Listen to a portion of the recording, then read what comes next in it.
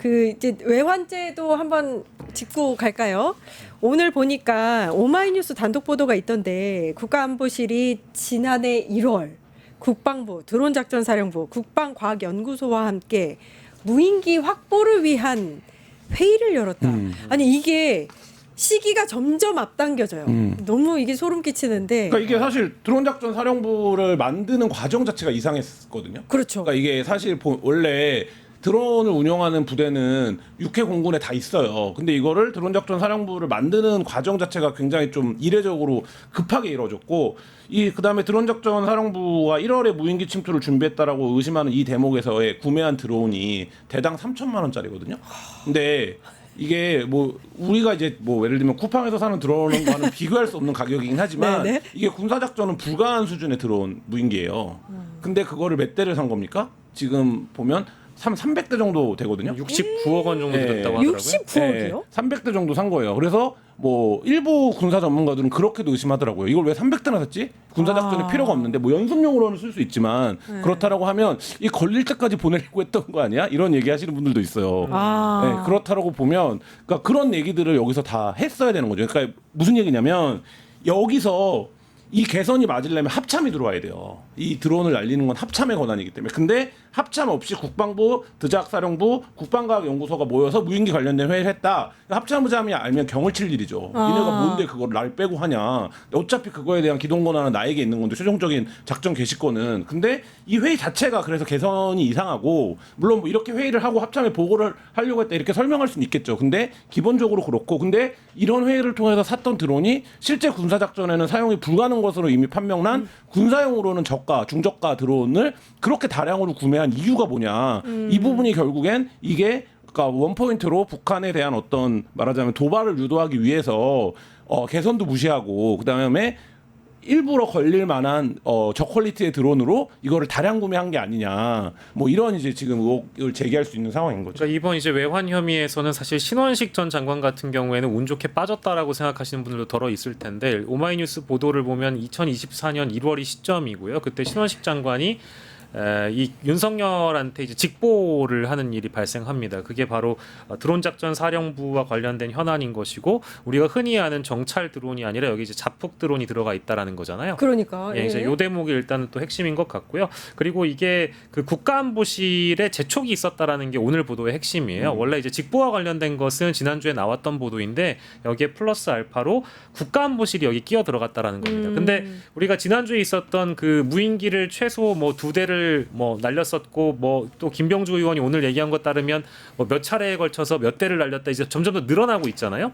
근데 이런 과정에서 보면 대부분 핵심은 국가안보실이에요. 그러니까 여기 패싱이 많은데 윤석열 정권은 희한한 게 지검장이 총장 패싱하고 직접 민정 라인에 보고를 한다든지, 아니면 뭐 국가안보실 1차장이 국가안보 실장 패싱하고 대통령한테 직보한다든지 이런 일이 많잖아요. 근데 여기서도 지금 그런 사건이 발생하는 겁니다. 아까 말씀 주신 대로 합참의장 패싱해버리고 지들끼리 다 해먹잖아요. 이런 경우는 굉장히 군 조직 체계 안에서는, 보고 체계 하에서는 굉장히 이례적인 일일 수밖에 없고, 이 국가안보실이 개입됐다라는 것만으로도 그러면 신원식 일단 조사를 받아야 되고요. 지금 김태효 같은 경우가 최혜병 특검 조사를 받고 나서 더 이상 이제 부를 계획이 없다라고 하는데, 내란 특검 쪽에 이제 피의자 조사가 아마 뒤따라 올 겁니다. 요 대목과 관련돼서는 당연히 김태효의 입을 여는 것도 중요하겠죠. 예.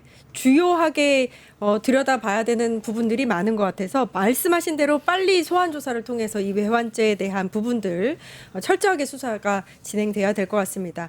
여기까지 할까요? 끝났어요? 네. 빨리 끝났네요. 예. 더 해도 됩니다. 아니에요.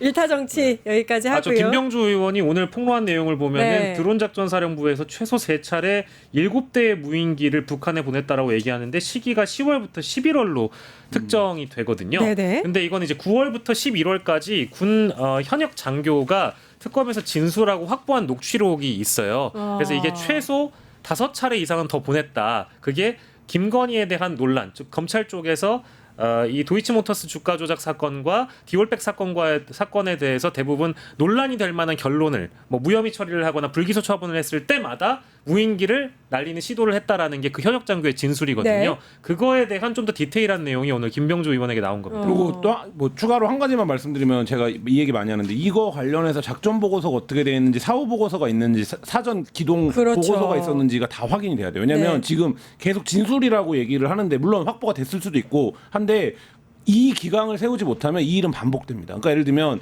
드론 작전 사령부가 왜 국방부 장관이 직접 지시를 받고 이거를 말하자면 기동을 시킵니까? 합참부장이 제가가 없었는데. 그러니까 이런 네. 부분들에 대해서 이게 사소해 보이지만 이런 부분들을 바로잡지 않으면 이 일이 이런 일이 그 통수권자의 의지에 따라서 또 반복될 수 있다. 그러니까 반드시 이제 그 부분에서 그거 없이 한 관계자들은 다 처벌해야 된다.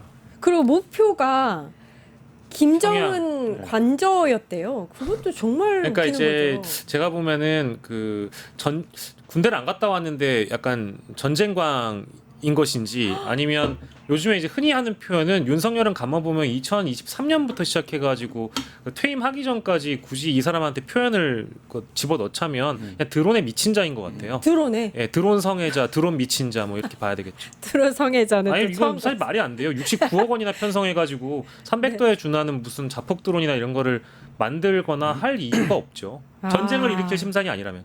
네, 진짜 뭐 세 차례에 걸쳐서 7대 무인기. 근데 이거보다 더 늘어날 것 같아요. 제 생각에는. 네. 더 노력했던 것 같습니다. 1타 정치 여기까지 아쉽지만 네. 여기까지 하겠습니다. 네, 그렇습니다.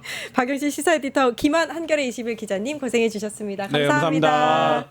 네, 곧바로 끝내주는 경제 이어지고요. 저희는 내일 오후 4시 50분에 다시 찾아뵙겠습니다. 함께해 주신 여러분 감사합니다.